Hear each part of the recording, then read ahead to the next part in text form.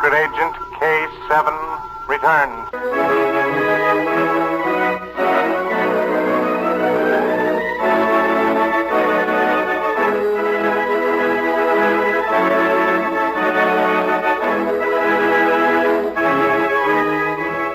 America's number one adventurer, K7, former United States secret agent who operated in 22 countries, on land, on sea, and in the air, brings you a story of today.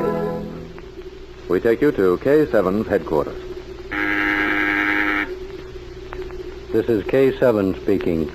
Send in Special Agent B9 for assignment. At once, K7.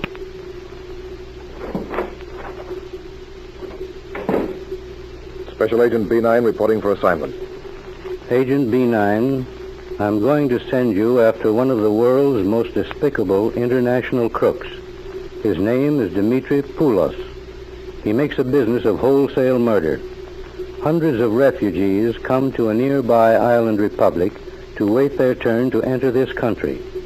Their tourist passports expire. When that happens, Poulos offers to smuggle them into a democracy, usually charging $500 per person. However, instead of risking capture by the immigration authorities, Poulos robs his victims and leaves them to die on desert islands. Here are the records. Stop this man by whatever methods necessary.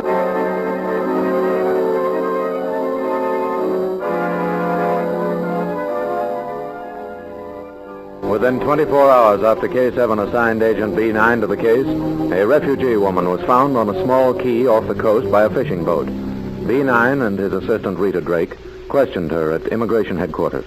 Tell us exactly what happened, Pradonsky. I want to forget. To forget, not to talk. I know how you feel, but perhaps you can help us to prevent such things from happening to others. You left your homeland some time ago? Yes. Almost a year ago it was when we landed over. Over there we posted bonds. $300 for each of us. They said our visas would be issued in a few weeks. Oh, it was so good at first. We sat in the sun, Paul and I. It was warm. We thought how good it was to be there and not in a concentration camp. You talked to other refugees? No, not at first. We knew nobody.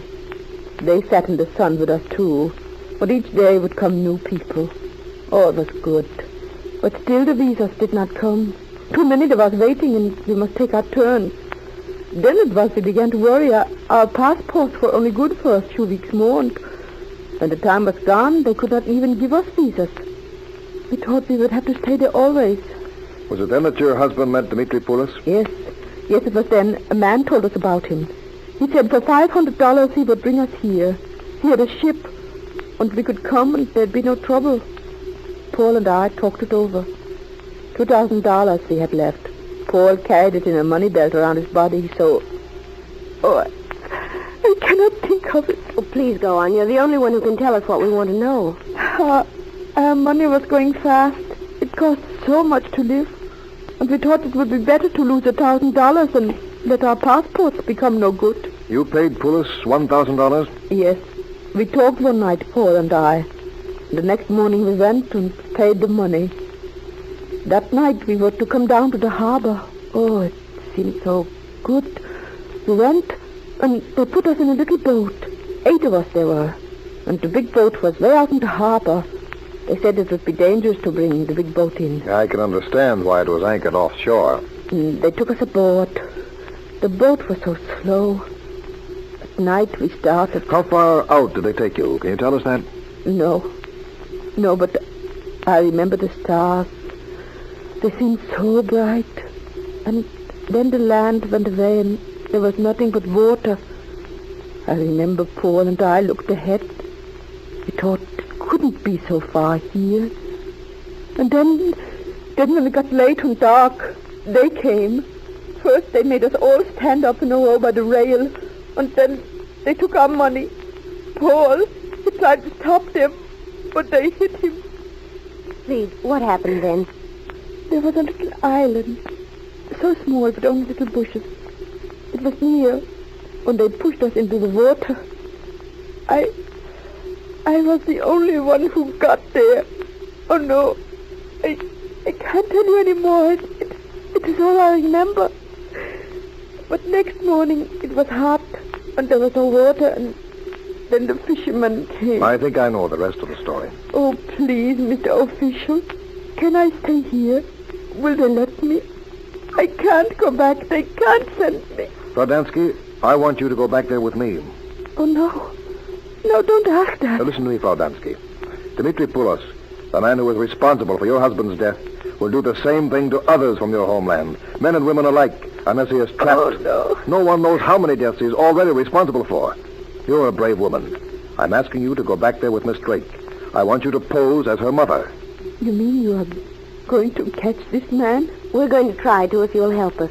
You've got to, for the sake of the others. But they will keep me there. If you'll help me, I'll try to get you an entry visa so that you can come into this country legally.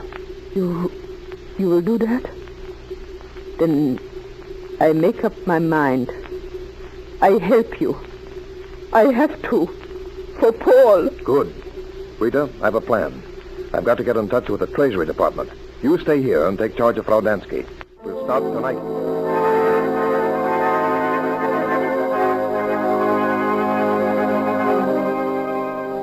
That night, Agent B9, Rita, and Fraudansky returned to the small island republic, which the woman and her husband had left as human cargo a few days before. The next morning, Rita and the older woman went to the waterfront where refugees usually contacted Poulos. Poulos, he's over there. Oh, I hope he will not recognize me. He won't, Fraudansky. You have different clothes. Let me do the talking. Shall we walk over to him? Yes. Already he has seen us. See? He's coming. Remember, let me talk to him.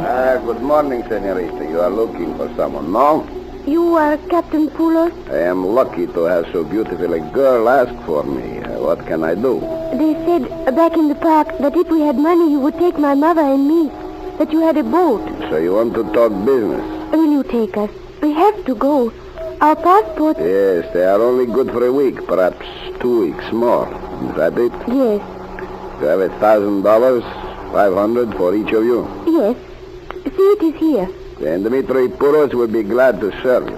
Come, we will talk business.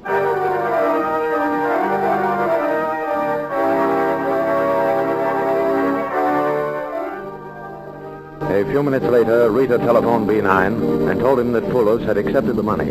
He instructed her to return to his rooms with Fraudansky. There they waited as the day dragged by. B9, it isn't going to work. Look, the sun's going down. There's still plenty of time, Rita. You weren't supposed to meet Poulos for 3 hours yet. Maybe he recognized me and will not do what you expect. I don't think so. Has the consul delivered the papers? Yes, I have them in my pocket. This island republic is as anxious to get rid of men like Poulos as we are to take him back to K7. I had no trouble to... Wait, there's a car stopping in front of the hotel. Where, B9? Oh, I see it. There's someone getting out. It's Poulos, Rita. Our trick worked. They're coming in. You want I should stay here? Yes, it'll be all right. Rita, you stand over there. He wasn't handcuffed when he got out of the police car. I don't want any trouble. All ready? All right, men. Wait out here. I'll talk to him alone. Come in, Poulos. Who are you? What do you want of me? Why have I been brought here? You'll find that out in a minute. Come inside. It would be better if you do as he says, senor. I do not know what this is all about. I'll tell you.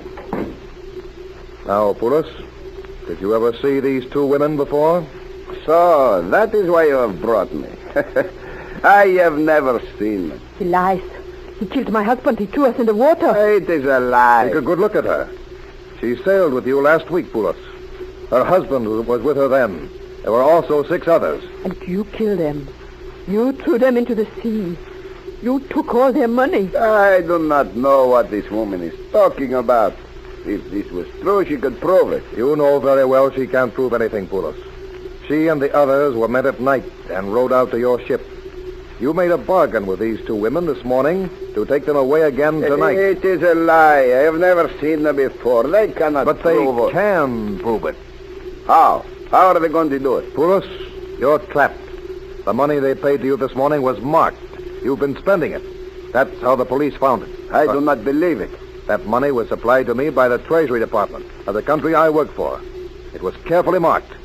Through it, I am going to prove you both a smuggler and a murderer. I have the papers here to extradite you. I arrest you on the charge of smuggling. Then it was a trap. Perhaps. You've thrown your last refugee into the sea, Poulos. I had to get you somehow. I'll kill you. I'll kill you for that. Look out, B9, he has a knife! Oh! I could not wait for the law, Poulos. I have shot you. Do you hear? I shot you. And I hope you die, as Paul did.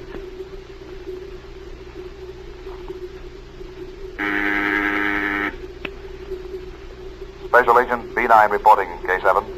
I've just returned. Dmitri Poulos accepted marked money from my assistant Rita Drake and agreed to smuggle her and the woman Frau Dansky into this country. When he attempted to spend the bills, he was arrested. He died resisting arrest. The 3 men who worked with him on his boat have confessed. The government has issued a permit to enter the country to Frau Dansky. It is her reward for helping me.